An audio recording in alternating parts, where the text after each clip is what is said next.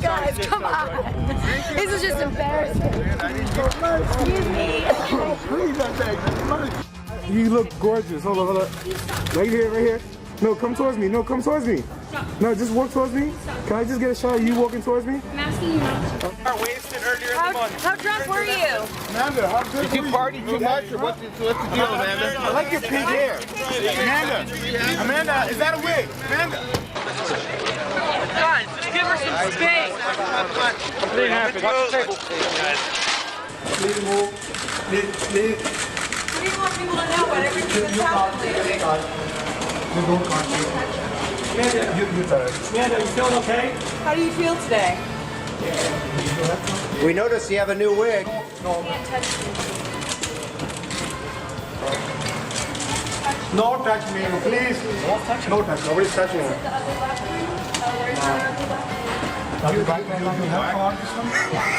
Talking about Gio. In the base, in the garage. No, Amanda, no. Give me the mic.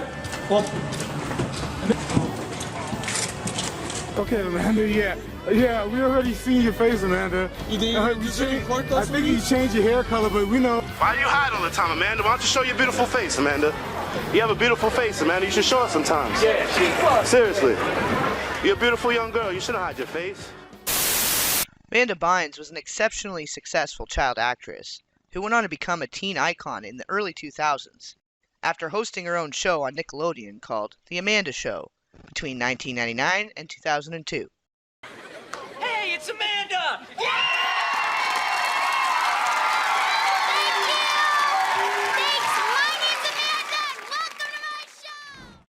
She was born Amanda Laura Bynes in Thousand Oaks, California on April 3, 1986. She was the youngest of three. Her older sister is Jillian Barnes, and her brother is Thomas Bynes. Her father, Rick Bynes, was a dentist, and her mother, Lynn Barnes, worked in his office as an assistant and office manager. Amanda always wanted to be an artist and a fashion designer, but she was thrust into stardom at a very young age. I drew you a picture. You drew this? Yeah. Oh. Wow. Uh-oh, the tape thing is not. Oh, the thing. Well, this is not holding up, but this is great. You actually drew this yourself? Yeah, I got a picture off the internet. There's a lot of stuff about you on there, you know. There is? Yeah. Thank you so much. I didn't know that you were an artist. I know that you're an actress. I didn't know that do you pursue this? Well, I want to be like a fashion designer. I love to draw. Yeah. Now you draw women. You draw fashions. Yeah, I like brought you a few pictures like you did? show. Yeah. Okay. Well, this is like a girl. I don't know if you want to like. Can you see this? Can David's camera see this? Oh wow! And then I drew this Sally Field. That's Sally Field. Wow. So these. And I have like a few more. Is this what you want to pursue? You want to actually design clothes? Yeah. Well, I think so. That'd be cool. You know, like Amanda Laura Ware or something. That's my middle name. Yeah, that'd be pretty cool. That would be cool. Yeah. She began acting professionally at the age of 7 after appearing in a Nestle commercial for a bunch of Crunch candies. She then began appearing in popular stage theater performances of Annie, The Secret Garden, To Kill a Mockingbird, The Music Man, and The Sound of Music. She took a shine to comedy, and at 10 years old, her parents began sending her to comedy classes and camps, including one at the Laugh Factory. Maybe I should have skipped that 13th candy bar. This is where she was discovered by Nickelodeon producer Dan Schneider and his colleague Brian Robbins. She was just on fire, Schneider commented. She was great. She had this natural charisma on stage. You know, she was the size of an avocado, but she was hysterical, and she just totally won over the audience. Happy birthday, Blue! Mwah! Mwah! She was cast in the kids' sketch comedy series All That, playing various roles between 1996 and 2000. Her popularity led to her being given her own sketch comedy and variety show when she was just 13 years old, called The Amanda Show, which of course was created, produced, and co-written by Dan Schneider.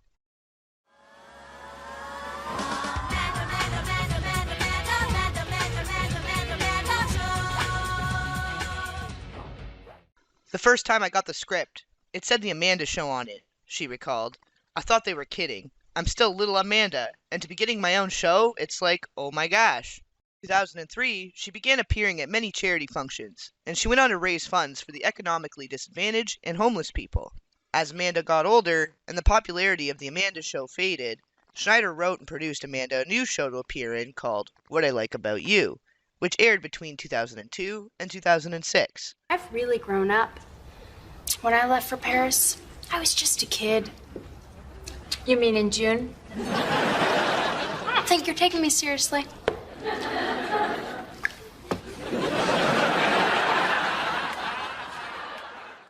Between on-set tutors and attending school between filming, Amanda managed to maintain a straight-A average throughout her academic career, graduating from Thousand Oaks High in 2004. She became best known for her roles in Big Fat Liar in 2002, She's the Man in 2006, Hairspray in 2007, and Easy A in 2010. She received many accolades and awards, including several Teens, Kids, and Critics' Choice Awards. Kathy Lee Gifford described what it was like to work with young Amanda, saying, "I found her to be so unbelievably refreshing.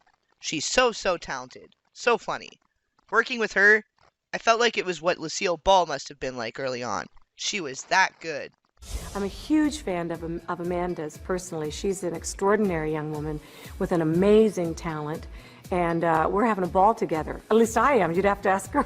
She's so nice. She's so humble and down to earth, and she's just such a great lady. She's funny in real life, and I just think she's a great lady. Where's Amanda, please? In fact, Amanda was a big fan of I Love Lucy, so it was no surprise that her sense of comedy was compared to the late, great Lucille. She even did a parody of I Love Lucy as a skit for all that. Lucy, I'm home!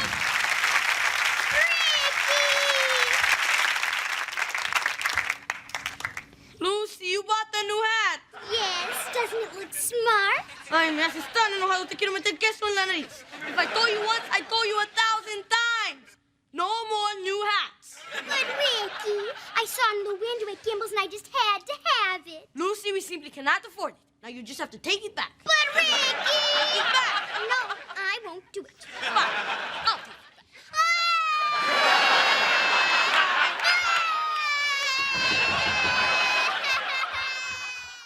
To further excel and shove her into womanhood, so to speak, she was named one of Teen People's hottest 25 stars under 25 in 2006, when she was 20 years old.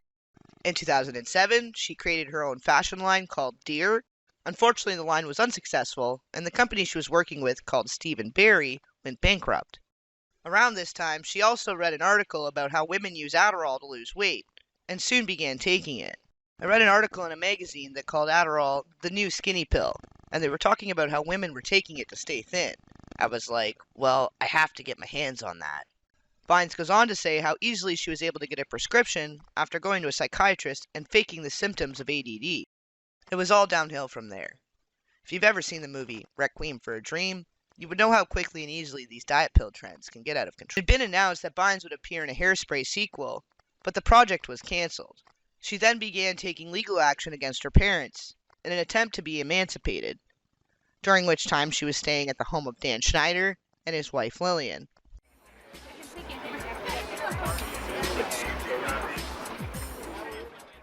This part stands out the most, because in more recent years, Schneider has received numerous allegations of inappropriate behavior and misconduct towards children. Yes, I'm the executive producer and the head writer. You actually wrote the words we're saying to each other right now. Yes, I wrote this whole conversation that we're having right now. Sources citing the various incidents in which young girls were staged in strange feet scenes. Dan would argue that it was all meant to be innocent and goofy, geared towards a child audience. Looking back as adults, fans have pointed out countless scenes that, when applied to the adult world, are far more disturbing. We all know about feet people, and how what is considered an innocent and asexual body part to most can be arousing and sexually gratifying to others. This allowed Nickelodeon to cater to a far older and darker audience, who are pleasuring themselves to these children's feet. If it involves children, and there could be any adult sexual gratification, all I could say is the original logo makes a lot more sense now.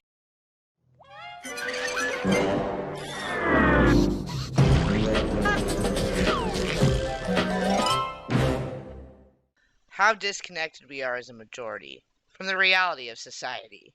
We'll touch base more on that later, when he was dismissed from Nick in 2018 for what they claim was unrelated to the allegation. She was number 46 in the Maxim magazine Hot 100 Women of 2008. After she completed filming Easy A in 2010, she dropped out of her role in the movie Hall Pass and announced she would be taking an indefinite hiatus. If I don't love something anymore, I stop doing it. I don't love acting anymore, so I've stopped doing it. I know 24 is a young age to retire, but you've heard it here first, Bynes wrote in her 2010 tweet.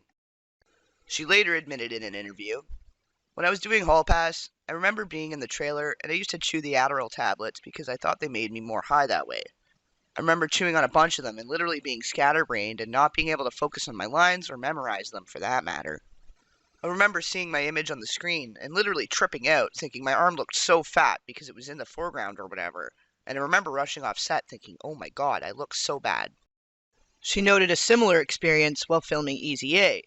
"I literally couldn't stand my appearance in that movie, and I didn't like my performance. I was absolutely convinced I needed to stop acting after seeing it." Nevertheless, she was voted number 30 on the 2011 Maxim list of Hot 100 Women. She was considered for the role of Jess in New Girl in 2011, but as we know, the part went to Zooey Deschanel. Between her excessive use of Adderall and the pressure of constantly being in the spotlight, it's no wonder she began coming apart at the seams. On April 6, 2012, she was charged with a DUI in West Hollywood after clipping the back of an LA County sheriff's car and attempting to flee the scene. She was released on a $5,000 bail. According to police reports, Bynes was involved in 2 additional hit-and-run car incidents. She was later caught driving with a suspended license, and her car was impounded. Later, the charges were dropped, but she received 3 years probation. How can you driving without a license, bro? Change your hair color, but we know. Oh, you just. Oh! She just hit your car. She just hit your car. We didn't make her do anything. In May of 2013, she was charged with reckless endangerment and marijuana possession after she was found smoking in the lobby of her Manhattan apartment building. When officers entered the building, she threw her bong out the window of her apartment. This time, she underwent a psychiatric evaluation at a local hospital before being taken to the police station.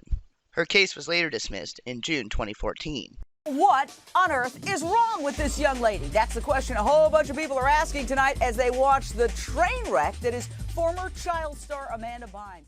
Now in the depths of her self-destruction, she took to Twitter to write about her arrests and started posting vulgar messages about other celebrities, including Rihanna and Drake. The new issue of In Touch magazine has a report from somebody who went to a party in Amanda's New York City apartment, claiming that there were drugs openly being used at that party by Amanda herself, and that she was living in pretty much squalor. They described it as being very dirty, spray paint all over her apartment, drugs all over the place. In July 2013, she was detained and put on a psychiatric hold for 3 days, also known as a 5150 hold, after setting a fire in a stranger's driveway in Thousand Oaks. She had also nearly set her little Pomeranian dog on fire in the process. She's accused of setting a fire at an elderly woman's home in Thousand Oaks. Reported a gasoline tank on fire in the driveway, Avenida de los Arboles at Moore Park. Okay, so this is the address to her father's dentist office. This is her parents' home. This is the intersection the 911 caller referenced. And this is where the actual fire was set. Look like explosion, boom. These marks are all that are left from a fiery night. Amanda, armed with a gas tank, allegedly lit herself on fire, screamed for help, and then told witnesses her dog was hurt too. She was like really frantic, like she wanted to get out of there. And she's like, my dog, has been burned. Female in her 30s, wearing a white wig, white shirt with a backpack, and has a small chihuahua, currently standing in the middle of the street. She just seemed like real frantic and discombobulated. She didn't say anything. This psych hold, or 5150, is the latest in her increasingly bizarre behavior. The troubled star is still facing charges of allegedly tossing a marijuana bong out of her Manhattan apartment window. And as clinical psychologist Ramani Durvasula points out, Amanda is in crisis mode. This is a young woman who cannot make her own decisions, is a danger to herself or danger to others, and really is not able to take care of it. She was diagnosed with possible schizophrenia, but in retrospect, it seems pretty clear she was intoxicated. It wasn't all that random either. Okay, so this is where Amanda purchased the gas can. Who sells a can of gas to somebody in her state anyways? My best guess is she first meant to target the dentist office. She probably realized it was a bad idea to set a plaza on fire near a gas station and continued down the road. Now, did she purposely choose a spot between her dad's home and dentist office? Or was she confused and thought she was on her parents' street? It does look like there's a path through here, so that might have been the way she meant to go. As she came down the curve of the street, she basically set the fire exactly where her parents' house would be had she been on the right street. In her drunken state, I think she probably lit the can as she was coming up to what she thought was her parents' house and intended to throw it. In the last moments, she probably realized it wasn't her parents' house, stopped mid-air, sloshed gas on herself and her little dog, setting herself on fire, dropped the gas can, ran into the street. Either way, this shows she harbored a lot of anger towards her dad, and this was obviously a serious cry for help. During those 3 days, Amanda's parents filed for a conservatorship. By August, her mother was granted a temporary conservatorship over Amanda's finances and affairs. In court documents, it was said that she was a danger to herself and had spent $1.3 million of her savings while living in New York for a short time. She was then entered into a rehab facility. Hey, Amanda. All right. Becoming all too familiar to the Britney Spears breakdown in 2007. But the similarities don't stop there. I do want to address this matter for a moment. I do believe something needs to be done in these cases. Too many former child stars are lost in self-inflicted ways. Whether it be on purpose or not is another thing, but still tragic. I believe initially the concept of a conservatorship is like a next-level intervention of sorts, and that there are probably the best of intentions on the parent's part. It's what comes after that's concerning. Once the family has access to their funds and control of their life, it changes the entire family dynamic. And what may actually start out as tough love can quickly become modern-day slavery. In December 2013, she enrolled at the Fashion Institute of Design and Merchandising in pursuit of her original dream of being a fashion designer. With her temporary conservatorship now at an end, it would seem like at that point everything was becoming right in her world. But in April 2014, her license was valid again, and in September, Bynes was arrested once again for driving under the influence. She was charged with a misdemeanor and released after posting a bail amount of $15,000. Footage of her acting strange in stores and the gym began surfacing online, and her Twitter posts became even more concerning. I'm getting married, and my boyfriend and I are going to be on the cover of People magazine. Earlier today, she had tweeted, "I will not be manipulated or brainwashed by anyone anymore." And then a few minutes after, she tweeted this: "So call me what you want, but please do not call me crazy or insane because that's a joke." Did you see this video? It's from surveillance video at a New York store, a clothing store, where she's seen there dancing erotically. She's the one in the white sweater there. This is surveillance cameras rolling. Nearing the end of 2014, things got even darker. In October, through a series of shocking tweets, she accused her father of emotional and sexual abuse. Amanda, do you like your dad? Are you mad at your father? I'm going to sue my father and my mother for conserving me. I'm one of the smartest girls on the face of the earth. I'm also a multi-millionaire, and I'm awesome. You're going to sue your father? I'm never going to speak to my father. Excuse me, you're all talking too fast. I will never speak to my father again. I cannot wait for him to be dead. She was immediately admitted to Las Encinas Mental Hospital and put on a 5150 psychiatric hold, once again. Within a few hours, she retracted her claims in a tweet saying, "The microchip in my brain made me say those things, but he's the one that ordered them to microchip me."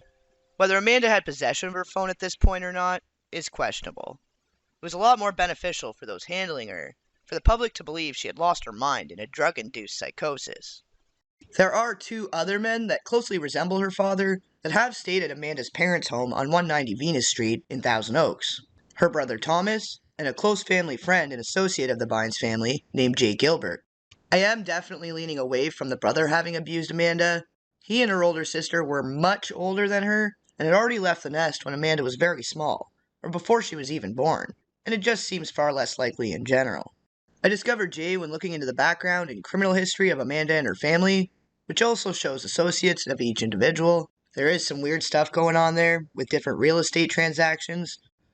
This is probably how they were able to funnel and hide a majority of Amanda's earnings. When she had first moved to New York, she was only worth about $4 million.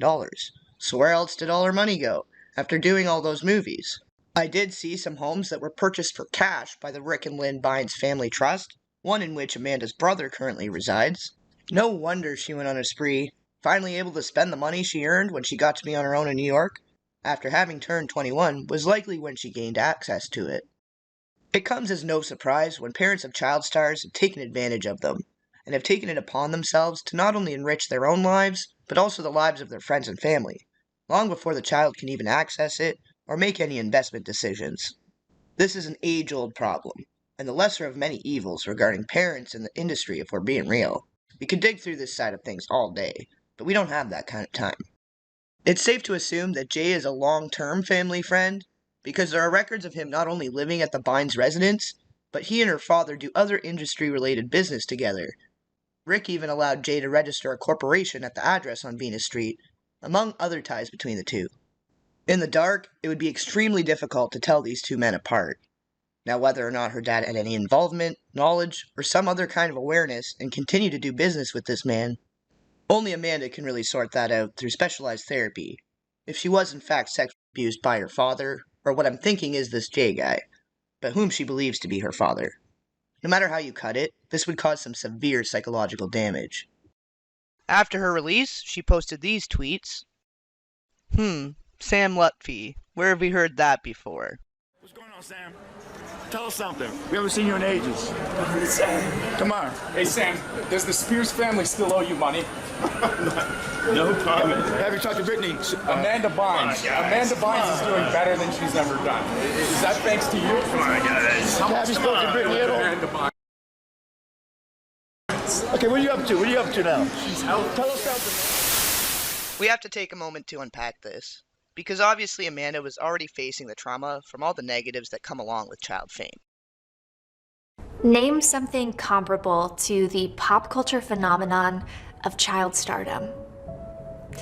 As someone whose professional career initially spiked at 11 years old and whose face is now the cover of clickbait articles titled 10 Shocking Ways These Child Stars Died, it's been a harrowing 80 years, and I'm 27. While traversing extreme peaks and valleys of global fame, hidden medical hospitalizations, artistic milestones, rapid adultification, and multi-layered abuse I wish on no one, I narrowly survived the toddler to train wreck pipeline. Nothing was designed for me to end up normal, stable, alive. The toddler to train wreck pipeline is a notorious and thriving industrial complex around child entertainers. It was first documented in 1885 when Elsie Leslie made her theatrical debut at 4 years old, becoming an American celebrity at 6. Since then, a full-fledged system has emerged. It's expertly constructed and it's bolted in place by censoring the harm happening behind the scenes, manicuring aspirational lifestyles and outcomes, and then watching young lives tragically implode. You may recognize the pipeline by specific press campaigns like Shocking Rebellion or Miraculous Comeback. It prophesies pitiful and shameful fates for little tots with big talent while conveniently remaining in denial of its own violent blueprint. It is highly likely that Amanda was actually abused in some way or form at some point. Whether it was by her father, or if it's stemming from the fact that he allowed for it, we obviously can't be too sure. The mother wouldn't be innocent either, but it's natural for a young girl to expect her father to be the protector. Her prolonged exposure and close ties to Schneider throughout her childhood could have a lot to do with it as well. We also have to consider the potential for memory fragmentation and confusion, which is also very common as a result of childhood trauma.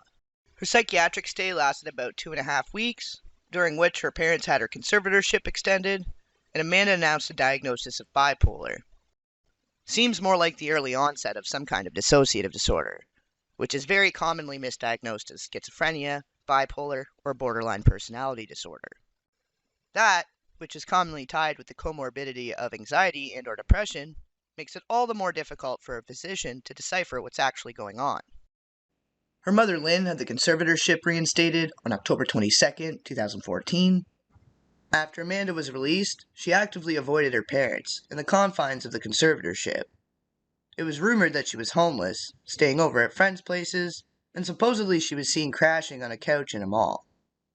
Hills star Heidi Montag spoke out publicly to offer Amanda a place to stay November 7, 2014. I offered Amanda Bynes to stay in our guest house in Santa Barbara because it's out of LA and it's nice and relaxing, and I know that she's under a conservatorship right now, and I'm not sure what that deal is, but if she doesn't have somewhere to go, she definitely can stay for free at our house, so she doesn't have to, be sleeping on a couch. It became obvious that Amanda wasn't interested in anybody's help when she was seen wandering around downtown in the wee hours of the morning on November 14, 2014. Yeah, man, you gotta go now. It's over. It's over. The spectacle has ended. So we're look at a house and find an address. Yep. Help me out. She'd been seen partying at One Oak until close and had attended an after-party in Beverly Hills until around 4 a.m. Currently in need of a ride. I'm not going to answer any personal questions. My lawyer asked me not to speak to you. Okay. I do not want anything to do with you, and you're stalking us, and this should be illegal. Guys, will you turn off your cameras while I'm getting in the car, because I was speaking to you kindly? Sure. Put them both away. Is that good? Yeah. She was clearly on a full-blown bender, and it wasn't long before she disappeared from the public eye once again.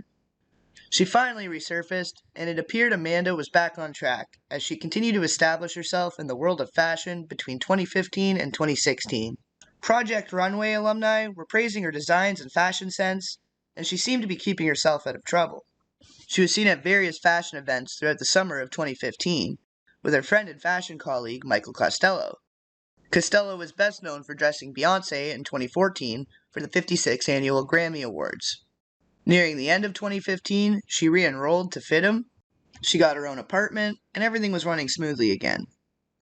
March 26, 2016, and all that reunion was in the making, and Bynes was not invited to participate. She didn't even get a heads up from producers, and had only found out after seeing a trailer online. She commented on being left out, saying she would have declined anyways, because she was focusing on her fashion career. To add insult to injury, reruns of The Amanda Show were added to streaming services in June of 2016. She then disappeared from the media for about 5 months, after last being seen in July 2016 in West Hollywood. Whether she was in some type of treatment or something, or just hiding out during this time is unclear, but I think we're definitely starting to see a pattern here. She was finally seen in December of 2016. She persevered and maintained her focus on fashion. In the summer of 2017, the conservatorship over her estate was terminated and she had her finances and assets placed in a trust, but her mother was still a conservator of her as a person. Up until this point, her social media posts were few and far between. She broke the silence and did her first sit-down interview in 4 years on June 9, 2017, in which she hinted at a possible return to acting. How are you doing? I'm doing great, thank you. Really great. You look beautiful. Thank you, so do you. I wanted to know, what are you up to lately? How do you, motivate yourself on a daily basis to, wake up and do good and strive to, be excellent? Tell me about that. Okay, I've been going to school lately, fashion school, FITM, and I love it. I've learned how to sew, I make patterns, and I want to start a clothing line in the future.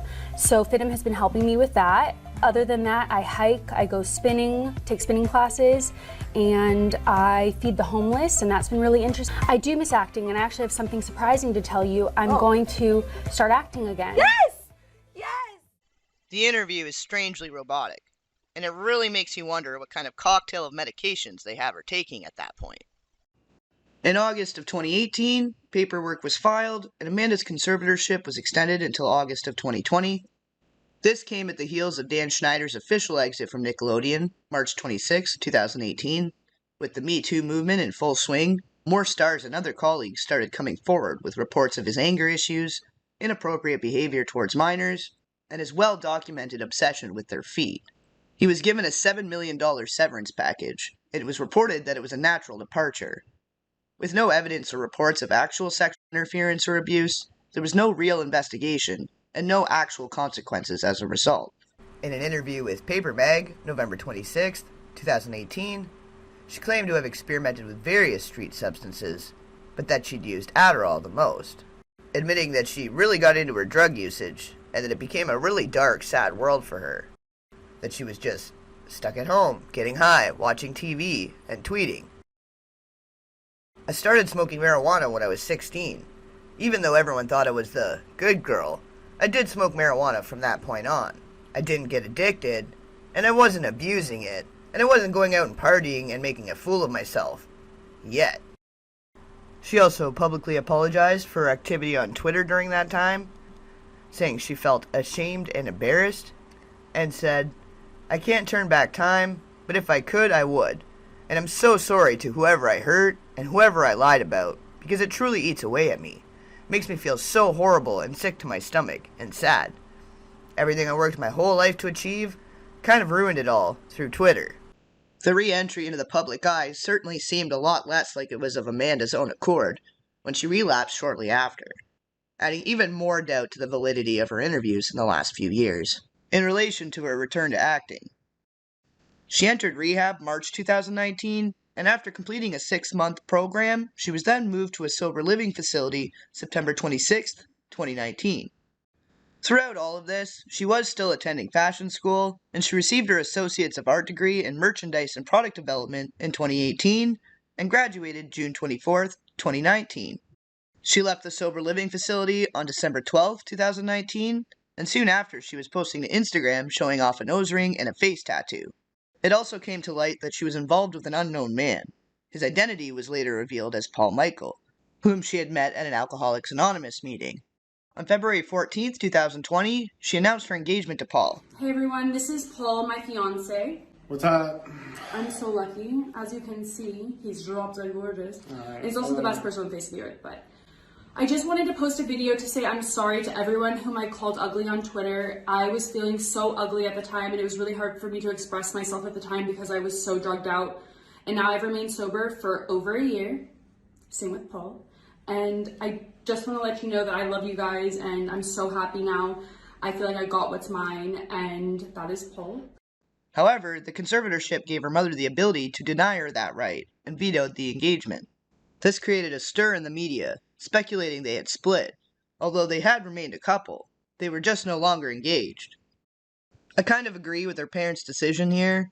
They haven't been together for very long, and Amanda does need to be wary of people's intentions, having proven to have been taken advantage of before. As capable as she may be in film, fashion, and fulfilling her basic human needs, her perception of society and the social dynamic is extremely stunted. The same went for Britney when she knowingly chose to date a paparazzi. It gave her the in to work around and better avoid them, but it also gave him and his crew the in to benefit from her financially.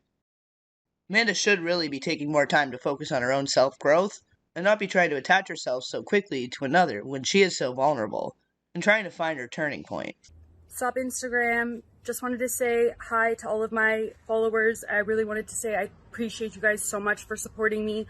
Wanted to check in, let you know that I'm out to dinner right now with my friend Kathy, who's a student advisor at FITM, my college. I'm really looking forward to starting my clothing line, and I'm hoping that in the near future it will be out online. It's natural that she wants to finally settle down and think about having children, having never done so. Even Britney was able to have a couple before she was forced to wear an IUD as a condition of her conservatorship. They had also started working in a pregnancy clause in young actresses' contracts after the whole incident with Britney's younger sister. It's uncertain if this has also been a part of Amanda's conservatorship as well. The real concern with Paul is there's not really much history on him whatsoever. No career or job to speak of. The two of them both went back to sober living facilities after her mother intervened, and there was no mention of what Paul intended to do afterwards, aside from sponge off Amanda. Today I want to talk about a controversial topic. My conservatorship case. I have been going to a treatment center that charges $5,200 a month. There's no reason why I shouldn't go to a therapist who takes my insurance for $5,000 less a month. This is why I've asked to see the judge next week regarding this conservatorship issue. Thank you guys so much for hearing me out. I'm sorry that this is what I'm dealing with, and I'm sorry to put my problems onto the internet, but this is what life has come to. So thank you guys so much for always supporting me. Love you all. Peace out. Appreciate your love and support. Love you guys. Bye. On March 5th, 2020, Amanda met with the judge handling her conservatorship case. The judge recommended she enter a mental health treatment center, and although she agreed at the time, she did not follow through. She was spotted visiting an OBGYN mid-March, sharing a sonogram on Instagram, captioning, "Baby on board." Her attorney reported to news outlets on March 18th, 2020, "Any reports that Amanda is suffering from drug or alcohol addiction issues are completely false. We ask for privacy during this time, and for any speculation about her personal life from the public and the media to cease, so Amanda can focus on getting better." An insider reported anonymously to US Weekly that Amanda's mother Lynn was furious about the pregnancy because it complicated her treatment, being that most of her medications cannot be taken while pregnant. The insider goes on to explain what the custody arrangement would need to be due to Amanda's conservatorship. On May 4th, 2020, Bynes' attorney confirmed that she was in fact not pregnant. Perhaps she just wanted a reason to stop taking the various medications they have her on that likely come with a whole slew of undesirable side effects. Whether she miscarried, had an abortion, or the pregnancy was a sham, who knows? Maybe I'm just too far deep in these rabbit holes, and I've become a cynic. The ways in which they cultivate and mold celebrities gets more fine-tuned and improved as each decade passes, though. And what has become proven fact versus conspiracy theory doesn't leave much that's entirely impossible. In December of 2020, she opened the Amanda Bynes YouTube channel, and later that month, she reported to E! News, "They don't live together, and the pandemic made things difficult, but the relationship was great." Her attorney, however, wasn't so sure, telling E! News, "It appears to me he's selling access to her to the paparazzi." On January 20th, 2021, she had uploaded a rap song that she'd recorded to her YouTube channel. I guess this is what Paul intended to do, try and take over the management and monetization of Amanda's career. Who knows? There hasn't been much more social media activity, and they only uploaded one other song to the channel, called Fairfax, in April of 2022. I love you, Linda Fair. I adore your Dior. On April 1st, 2021, near Amanda's 35th birthday, her lawyer commented to People magazine, "Amanda's doing great. She lives by the beach, attends school, and is enjoying meditation and soul cycle classes." Her Twitter and Instagram have since been cleansed, but in some of her few final videos, we get the sense she is really trying to distance herself from the public and the tabloids. She had posted one video discussing the struggles she had with her body image and her self-worth. Whenever I see a paparazzi photo, the majority of the time, I look nothing like myself. I'm talking 16 chins, face looks completely different, and it's an all-around terrifying experience to look myself up online, quite honestly. Like, I'm about to cry just thinking about it. But I wanted to post this video so people know that I'm just like you. I want to look my best. Of course, I can take an unflattering shot, but the amount of unflattering shots that I see online, I know that my photos are being photoshopped. I don't look like that in the photos that I take or when I look at myself in the mirror. So that's all I wanted to say. I hope you guys are having a sick day. I love you, and I'll talk to you guys soon. Bye. But it probably has a lot more to do with the shocking news that Amanda was likely made aware of long before the public. Anything to do with her time at Nickelodeon is quite obviously the primary stressor when it comes to her mental health and well-being. This is the pattern I mentioned earlier.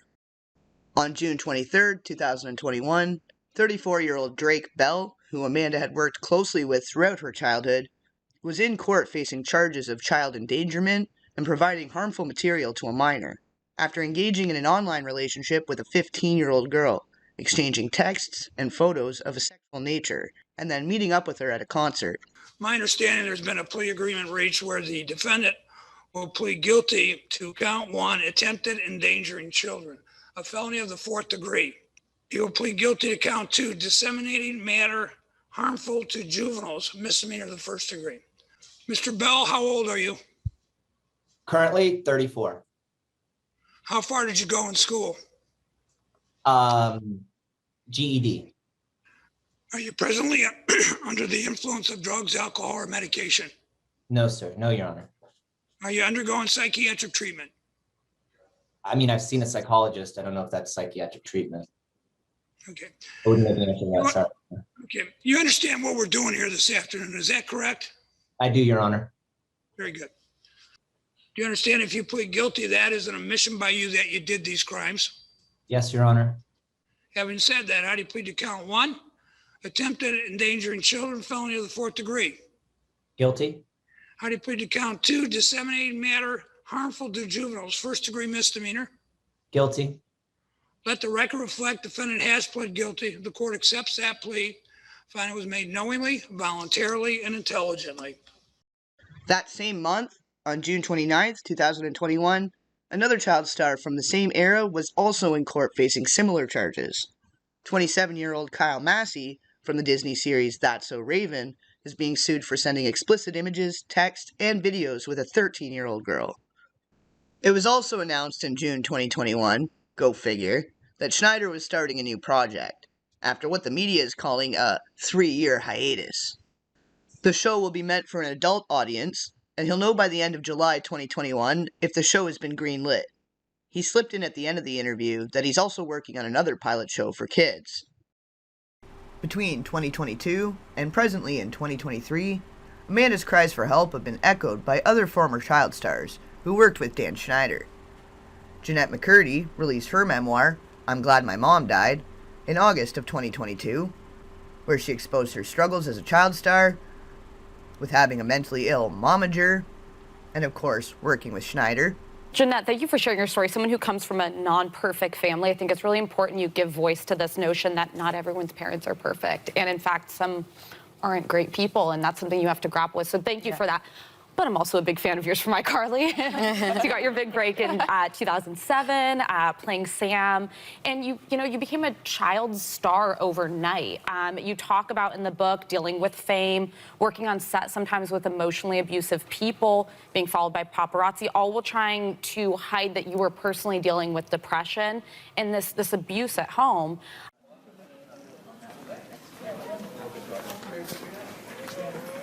Better on that time, but still, keep the attitude a little more where we were when you turned to him for the, you brighten it up a little bit. Okay, well, I still thought it was great, and then stop a bit more. Stop laughing at the director. Show some respect, Jeanette. Respect. No smiling. All right. Take $100 off her check.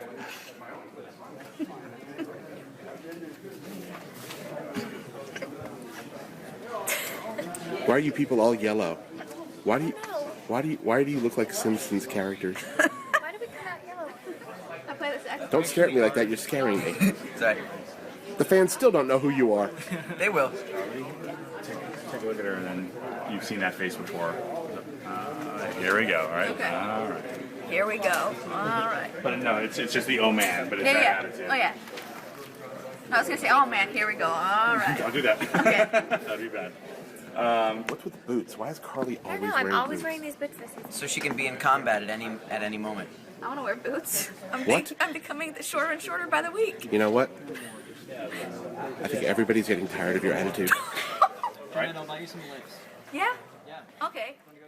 You say that child stardom is a trap and a dead end. What do you mean by that? Well, I think adults have agendas and oftentimes have ulterior motives, and kids just don't. You don't know how to do that, but you don't know that you're missing that element. Yeah. So as a kid, I'm surrounded by all these people who are my friends or my whatever, but they're all making money off of me. Off of you. Yeah. Of course, So to be able to understand, I'm a kid, but I think I'm adult, but I'm not an adult. Like that's just something that you don't have the psychological wherewithal to I think, understand the nuances of when you're a child. And it definitely took me a long time.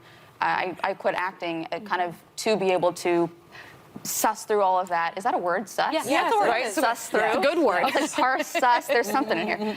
To be able to suss through all of that, it really took kind of quite a while, and I had to be an adult to be able to understand what had happened as a child. She had a breakout role as Sam Puckett on iCarly. I lost. And now my face will forever become a part of your skin. She made appearances on both Zoe 101 and Victorious, and co-starred with Ariana Grande on Sam and Cat. I want to know how the kid we're babysitting showed up at our front door. Oh, Myron's here? Myron was here when I got home, and then he was in here, and then he was knocking on our front door, acting like he's never seen me before. Sam, please don't eat any more of that chicken. Why not? It's a tub of trouble. In her memoir, she reveals that Nickelodeon had offered her $300,000 in exchange for her silence, to which she obviously turned down. She received praise from other former child star Josh Peck, who had also worked with Schneider, with his breakthrough role being The Amanda Show. I feel like you also describe what it could be like to be a child actor. That's how you kind of navigate that world. Did you apply that into your career? I don't know if I knew it at the time that I was applying it, but you know, I was so lucky to have a great mom who was like really my protector throughout that time. So I really had a true north. And if you read my book, Happy People Are Annoying, you know, I sort of talk about how certainly during, you know, 18 through 21, I went through a total knucklehead phase where I had to sow my wild oats. Sure. So this was all just to get Jesse a new Tinder profile pic? Yes. Well, good luck with that.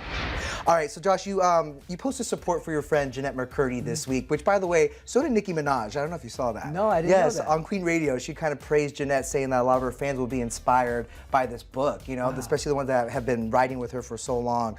You know, what did you make of her, I don't know, sharing her truth in this way in this book? I just think it's incredibly brave. Yeah. And for her to do it in a way, you know, she has this beautifully like biting comedic voice and this thoughtful way of expressing her journey and her pain and her challenge. And I just honor her in that because it takes a lot of guts, but I also know sort of the power that when you do get vulnerable and share your story, how so many people can see themselves in it and find a little bit of a reprieve. So I'm just really proud of her. Did you see parts of yourself in her story at all? Because obviously you guys have this shared unique experience of working at such a young age.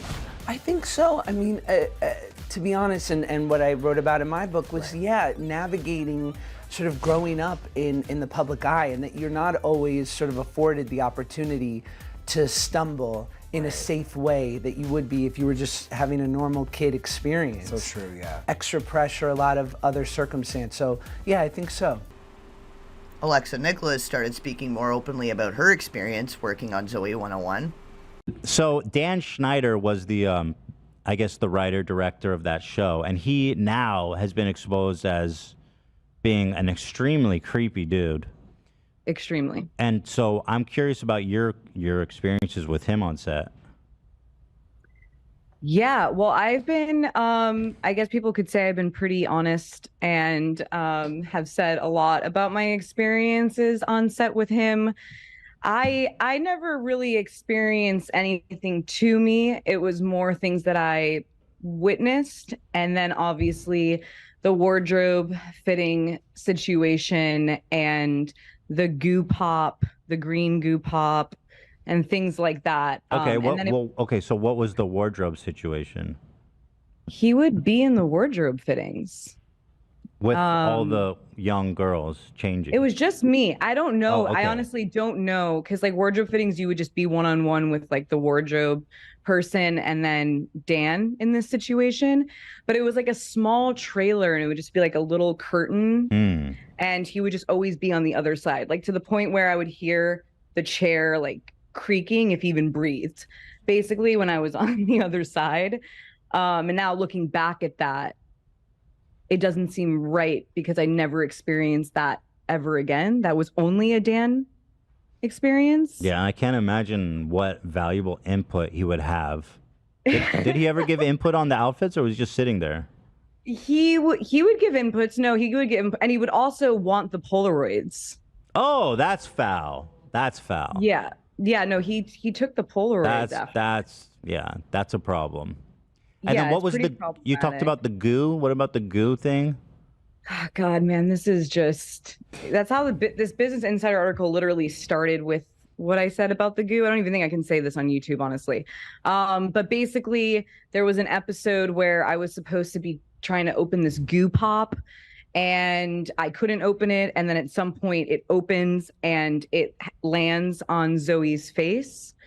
And instead of just having like it naturally happen and have it land wherever, they ended up having like the prop person, our production person end up getting a syringe and aiming it in a very specific place that Dan wanted. And if you look back at that footage, it doesn't sit right. And And after it landed on her face, I mean, there was an uproar of laughter. All the guys and boys were laughing. And then I ended up hearing one of the boys actually say what it reminded him of. And at that point, I didn't even know what the hell that even meant. So I was just trying to, like, I guess, smile along and no idea what was going on. And then watched it later on in my life and was like, oh, that's why they were laughing hysterically. And oh, this was an adult joke, exploitation happening to a minor at the time on set. Daniela Monet from Victorious added her realizations about how hypersexualized they all were, and how frequently.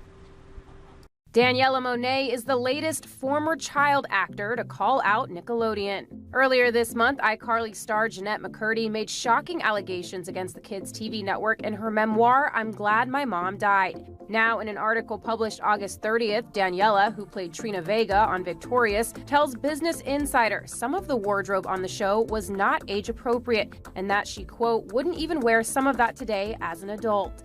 The 33-year-old also recalls contacting Nickelodeon about a Victorious scene in which she eats a pickle while applying lip gloss to express concern that it was too sexual. It aired anyways.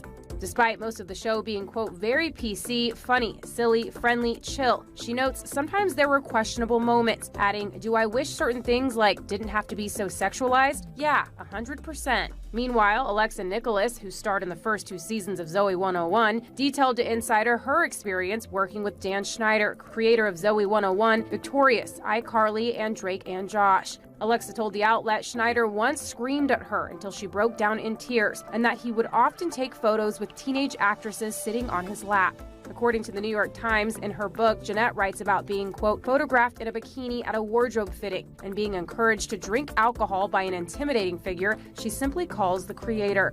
E! News has reached out to reps for Schneider, Daniela, and Nickelodeon and has not heard back.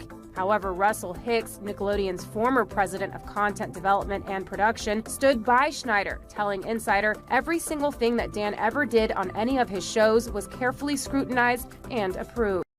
With all of the new allegations regarding Schneider coming out, on top of the former child star convictions, it wasn't much of a surprise when Amanda turned up on Skid Row in the nude, flagging down cars for help. She contacted police herself and told them that she was having a psychotic episode. She was then transported to a psychiatric facility for an assessment. At 5, more troubles for Amanda Bynes. According to TMZ, the former child star is currently hospitalized on a psychiatric hold. She was placed on that hold after being found roaming naked down the streets near downtown L.A. The 36-year-old was previously diagnosed with bipolar disorder. Last year, she was released from her conservatorship, which began in 2013. A psychiatric hold usually lasts 72 hours but can be extended. Amanda Bynes has been placed on a 72-hour psychiatric hold. The actress, whose conservatorship was terminated exactly 1 year ago, has been placed on a 72-hour psychiatric hold. A source close to the situation confirmed to NBC News on March 20th. The Insider added she hasn't been in contact with her family for quite some time. E! News has reached out to Amanda's lawyer and has not received a comment. Amanda was initially scheduled to appear at 90s Con in Connecticut recently with her former All That castmates. However, the California-based star did not make the trip to the East Coast for the event. Amanda filed paperwork to end her conservatorship in February 2022, citing in legal documents that she, quote, has the capacity to give informed consent to any form of medical treatment, and protection from the court is no longer necessary. Her petition was filed with the support of her mother, Lynn. The conservatorship was ultimately terminated in March 2022, with an attorney for Lynn telling E! News that the family is so incredibly proud of the progress Amanda has made over the last few years and is so excited about the next chapter in Amanda's life. Amanda added in a statement of her own at the time, words can't even describe how I feel. Wonderful news. She had been last seen on March 17th, 2023, St. Patrick's Day, with an unknown female who posted her and Amanda together on social media. Amanda, say what's up. What's up? We just walking the streets of Hollywood. It's St. Patrick's Day. And I saw my girl walking, so I said I had to say what's up. Me and Amanda, you feel me? We outside. All right, this is my last time responding to any of this. Okay? We left Amanda with clothes on. We dropped Amanda off. My friend offered to take her home. Amanda didn't want to go home. Amanda wanted to be dropped off. back on Hollywood. So we dropped her off back on Hollywood. Okay? Anything that happened after that, I don't know. I left early. My friend, which is a woman, being a woman, she offered help because she understands how it is to be a woman out here alone in these streets, you know. So, yeah, she got dropped back off on the street, and that was that. Anything that happened after that, don't know. And I don't have to care, but I do because that is a human being in the end of the day. But yeah. It wasn't until the 20th that she was found. What happened to Amanda during that time is unclear, but there are only so many reasons that a woman would flee without her clothing.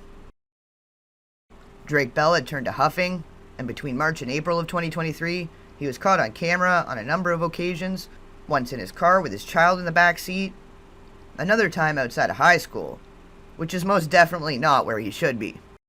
He and his wife are presently going through a divorce and a custody battle. Drake Bell's wife, Janet Von Schmeling, files for divorce after his disappearance. Drake's wife, Janet, is taking steps to officially end their 4-year marriage, according to court documents obtained by E! News that were filed April 20th in Los Angeles Superior Court. While revealing that they've been separated since September of 2022, Janet listed the reason for her divorce from the Drake and Josh alum as irreconcilable differences. She is seeking primary legal and physical custody for their 2-year-old son, as well as spousal support. E! News has reached out to Drake's rep for comment, but has not yet heard back. On April 21st, Drake tweets, quote, "I found out my wife filed for divorce from TMZ. Check out my new song," while adding a link to his new song titled Going Away. On April 20th, Drake shared that he was finally back in Mexico, tweeting in Spanish, quote, "I need to make it my home. It's so much better than the US." The singer went on to address hatred he said he's receiving online, writing in a separate tweet, quote, "It truly blows my mind how mean people are on here to people clearly dealing with mental health issues. It's unreal how cruel you all can be." The divorce filing comes just 1 week after the 36-year-old briefly went missing in Florida, leading authorities to issue a message that he was missing and endangered. On April 12th, Drake's brother, Robert Bell, contacted Florida police, saying he was concerned for Drake because the Nickelodeon alum allegedly made suicidal comments in text to their mother, according to the police report obtained by E! News. Robert told authorities that Drake was feeling distraught due to alleged custody disputes with Janet over their son. At the time, Drake was visiting his estranged wife in Winter Park, Florida, to talk about child custody plans, according to Robert.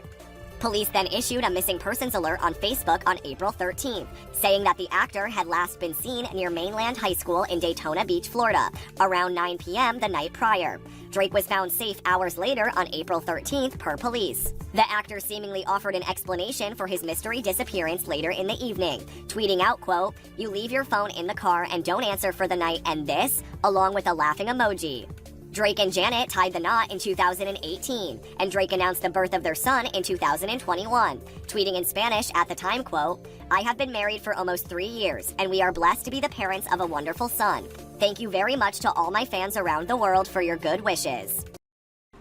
Kyle Massey followed up on his conviction, also in April, claiming that the accuser's mother had engaged in an inappropriate relationship with him when he was 15, allegedly. Not that it excuses what he was found guilty of, but if this is true, it definitely shows it was not only the girls who were being preyed upon in their youth. The fact is they're alleging is that you knew this young girl from the age of 4, and you knew the family, and that there was some sort of communications that the relationship with you, I've seen them describe you as a father figure almost to this girl. And I love the reaction because I want to get into that as well.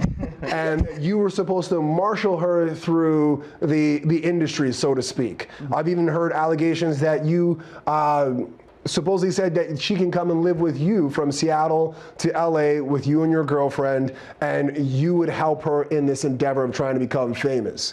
And that, what, a month or 2 after that invitation, that's when you were on her Snapchat, you sent allegedly some photos of someone that looks like you, who might have been nude, and sexual photos. Those are the allegations from my understanding. Yeah. I'm gonna try to give it to you first. What is your response to those allegations? My response to those allegations are that, first off, we would need to go back. Let's go back to the mother of this kid, right? you stated in your paperwork that I've known this kid since she was 4 years old, right? Well, the truth about my relationship with that mother is that that mother had a inappropriate sexual relationship with me since I was a kid, when I was 15. All of these things surfacing in many ways is a good thing. But for Amanda, it's become more troubling, and she was in and out of psych facilities on a number of occasions. She confirmed her and Paul had split, and by the end of July of 2023, she entered into a long-term inpatient care facility. Her cycle of isolation and loneliness kept putting her in unsafe situations, in attempts to have human contact, and likely what had kept her going back to Paul, even after admitting he'd been back to using heavy narcotics in 2022, as well as her concerns regarding the relationship between he and his mother, claiming that he'd been acting violent and erratic towards her. Paul told me that he stopped taking his medications. I looked at his phone and he was looking at mom and son. He vandalized his mom's home. He broke all of her pictures and put salmon under her bed. His behavior is alarming and I'm afraid of what he'll do. I forgot to mention, I found Paul's stash of crack cocaine. He's been using for the past 6 months. He needs serious help. I kicked him out of my house. It's really hard to say which way this could all go for her, or any of these young child stars for that matter. Many have made it out the other side, but it really all depends on their personal experience. Plus the fact that traumatic memories often take time to become clear, and for one to even realize the extent of the damage. When you've had such a warped upbringing, it can be really difficult to differentiate what was and what was not normal too. If you like this video, hit that thumbs up. If you want to be notified when I upload new videos, make sure to subscribe and click that little bell. Take care, folks, and I will catch you on the flip side.